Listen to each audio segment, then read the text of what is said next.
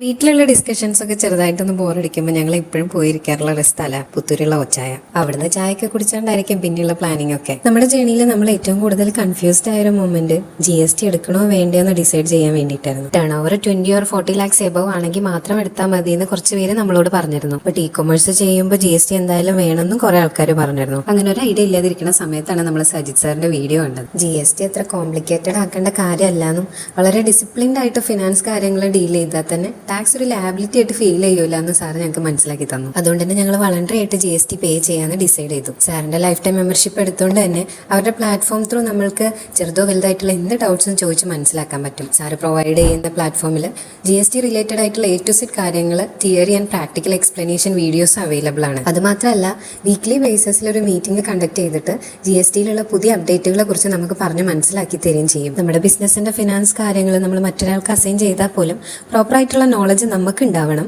അല്ലെങ്കിൽ GST related ആയിട്ടുള്ള അറിവുകളിൽ നമ്മൾ സെൽഫ് സഫീഷ്യന്റ് ആയിരിക്കാനാണ് സാറ് ശ്രമിച്ചുകൊണ്ടിരിക്കുന്നത്. എനിക്ക് പേഴ്സണലി സാറിൽ ബെസ്റ്റ് ആയിട്ട് തോന്നിയ കാര്യം എന്താണെന്ന് വെച്ചാൽ ബിസിനസിന്റെ ഫിനാൻസ് കാര്യങ്ങൾ ഹോണസ്റ്റ് ആയിട്ട് ഡിസിപ്ലിൻഡ് ആയിട്ടൊക്കെ ചെയ്തു പോകണമെന്ന് ആത്മാർത്ഥമായിട്ട് ആഗ്രഹിക്കുന്ന ഒരാളാണ് സാർ. നിങ്ങൾക്ക് GST റിലേറ്റഡ് ആയിട്ട് എന്തെങ്കിലും ഡൗട്ട് ഉണ്ടെങ്കിൽ സാറിന്റെ പേജ് ഒന്ന് വിസിറ്റ് ചെയ്യുക, കോൺടാക്ട് ചെയ്യുക.